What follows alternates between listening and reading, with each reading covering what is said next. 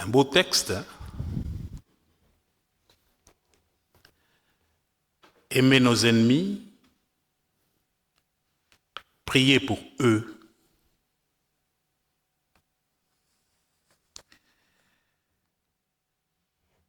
J'ai beaucoup souffert pour préparer cette prédication. C'est comme si ça me parlait à moi personnellement et directement. Et la question d'abord que je me suis posée, qui sont mes ennemis?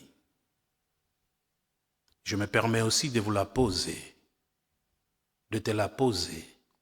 As-tu des ennemis? Si oui, qui sont-ils? Et le commandement que Jésus nous donne ce matin n'est pas de les haïr, n'est pas de se venger, mais plutôt de les aimer et de prier pour eux. Est-ce possible? En préparant cette prédication, je ne me suis pas empêché, d'ailleurs je faisais des allers-retours tout le temps, de penser au conflit armé qui déchire la Palestine, Israël, Gaza. Le Premier ministre israélien et les Gazaouis. Je ne me suis pas empêché non plus de penser à ce qui est en train de se... Excusez-moi de revenir souvent comme ça, mais ce sont les réalités de notre monde d'aujourd'hui. Ce qui est en train de se passer à l'est de la République démocratique du Congo, depuis quelques semaines, mais qui remonte de 3 décennies. Comment aimer les investigateurs, les auteurs de ces crimes? Comment pardonner à celui qui fait du père et de la mère les lits sur leur dos pour violer leurs filles? Comment pardonner, aimer le violeur, l'assassin? Est-ce une utopie? Et pourtant, c'est ce que Jésus nous demande. Et il le dit sous mode impératif. C'est un commandement. Comment comprendre et comment s'y prendre? Alors, je vous invite, ce que je vous propose comme clé d'interprétation pour essayer de comprendre ce texte et le mettre en pratique, commencez d'abord par faire une distinction de vocabulaire. Le mot amour en français peut signifier plusieurs choses à la fois. Et quand on lit en grec ce texte, on parle de l'agapé, qui est l'amour inconditionnel, gratuit, qui est à distinguer d'avec l'amour amitié, qui est philia, et de l'amour passion, qui est éros. Agapé est un amour qui ne répond pas à des motivations humaines, mais qui correspond plutôt au précepte divin, c'est-à-dire un amour qui vient de Dieu, qui nous est donné par Dieu. D'autres parleraient des vertus théologales, la foi, l'amour et l'espérance. C'est des dons que nous recevons de Dieu, c'est des choses qui nous sont données. Et agapé en fait partie, c'est cet amour. C'est de cet amour dont il est question ici. Et je suis tombé sur un texte de Martin Luther King qui a écrit dans son livre « La seule révolution » qui disait ceci, je cite, « Pour ma part, je suis heureux que Jésus n'ait pas dit « Ayez de la sympathie pour vos ennemis » parce qu'il y a des personnes pour lesquelles j'ai du mal à avoir de la sympathie.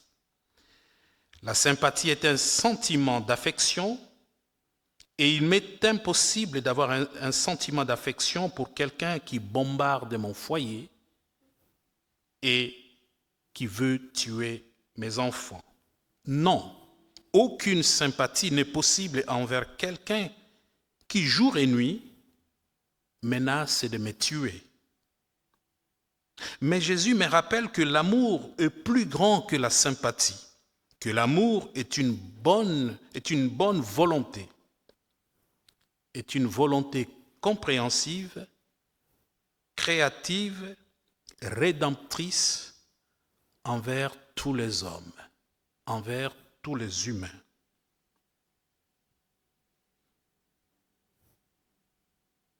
De la sympathie.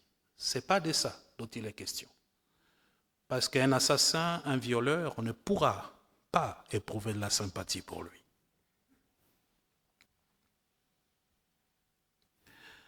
Quand Dieu parle de cet amour, il nous invite à chercher, à trouver encore la moindre, l'infime partie de l'humanité qui reste encore chez l'être humain, chez le bourreau, l'auteur de toutes ces hostilités. Car en nous créant, Dieu ne nous a pas créés avec le mal en nous. Le mal, c'est un peu comme une maladie que l'ennemi, Satan, nous envoie pour ravager notre corps, notre humanité, notre société. Et progressivement, cette maladie se propage dans le corps.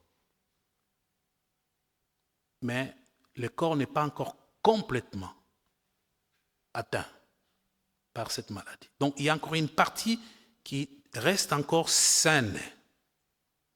Et on est appelé à voir cette partie qui est encore saine pour porter un autre regard sur cette partie-là, avec l'espoir que de ce qui reste encore comme humanité dans cette personne, on peut encore faire quelque chose pour que la vie soit restaurée, pour que l'humanité soit restaurée, tant au niveau personnel qu'au niveau collectif.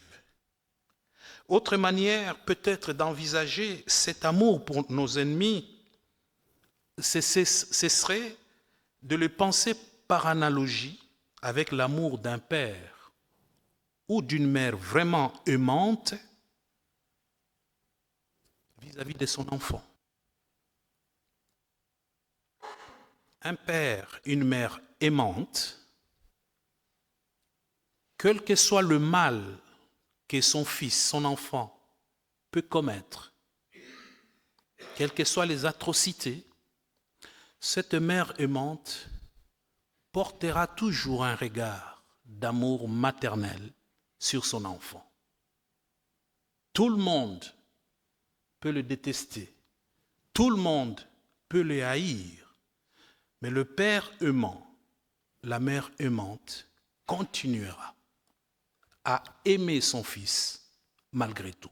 Pas qu'elle approuve le mal qu'il a fait ou qu'il est en train de faire, mais il voit l'enfant qu'elle a porté dans son ventre et cet amour est inconditionnel, quel que soit le mal.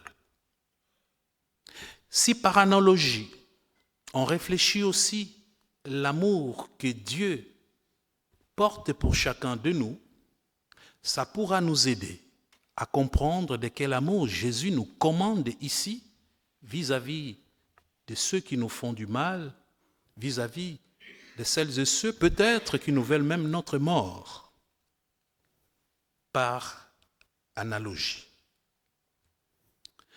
Mais ce n'est pas toujours évident, parce que on a beau trouver ces fonds d'amour au fond de nous, on a beau chercher à trouver ce qui reste encore de l'humain chez l'autre, est-ce pour autant que systématiquement on arrivera à respecter, à observer ces commandements?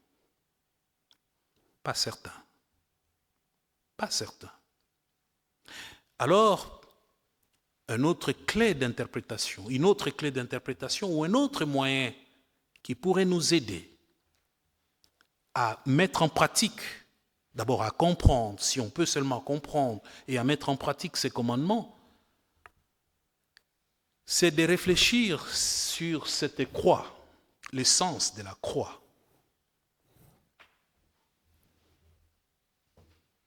Jésus est venu sur cette terre parce que son Père lui a demandé de ne perdre aucun de ses enfants, même le plus horrible, de n'en perdre aucun. Et il est allé jusqu'au bout, jusqu'à être crucifié. Rien ne l'a arrêté, parce qu'il y a la valeur de ces âmes pour lesquelles il est venu, et il accepte d'aller jusqu'au bout. Donc, quelque part, ce qu'il nous commande, lui-même l'a vécu de son vivant, dans sa chair. Sur la croix, il n'a pas maudit ses bourreaux. Sur la croix, il a dit, Père, pardonne-leur, car ils ne savent pas ce qu'ils font. Là encore, il peut y avoir deux clés d'interprétation qui peuvent nous aider à comprendre. Père, pardonne-leur. Comme pour nous dire, humainement, ça peut nous arriver qu'on n'arrive plus. On n'est plus à même, on n'a plus d'énergie, même la moindre, pour regarder notre bourreau en face, pour lui parler, pour l'aimer, pour prier pour lui. Ça nous dépasse. Alors dans ces cas, comme Jésus, nous sommes invités à les lui confier pour que lui puisse s'en occuper. Comme Jésus l'a fait. Jésus n'a pas dit, Père, je les pardonne, je leur pardonne. Il n'a pas dit ça. Il a dit, Père, pardonne-leur, car ils ne savent pas. Donc il y a certaines situations, certaines choses, certaines personnes, on n'arrive plus. Alors confions-nous à Dieu pour que lui puisse s'en occuper. Pourquoi il fait ça? Parce que chaque être humain, comme je l'ai dit par analogie, une mère aimante, un père aimant n'accepterait pas, ne renierait pas son fils. Elle continuera à l'aimer jusqu'au bout. Dieu, même celui qui est pour toi, pour nous, c'est le pire des hommes, mais pour Dieu, c'est l'enfant, c'est son enfant. Et il ne peut pas. C'est pour cela que quand on nous dit prier pour nos ennemis, c'est aussi quand on n'est plus en mesure d'eux. Alors amenons-le à Jésus, à Dieu, pour que lui-même puisse s'en occuper. Il y a aussi la prière de notre Père. Nous allons la réciter dans quelques instants où il est dit « Pardonnez-nous nos offenses comme ». Les comme en grec, les os. Pardonnons à ceux. Alors si, en disant cette prière, nous n'arrivons pas à pardonner, nous sommes en train de nous condamner nous-mêmes. Ce n'est pas Dieu qui nous condamne en ce moment-là, consciemment ou inconsciemment.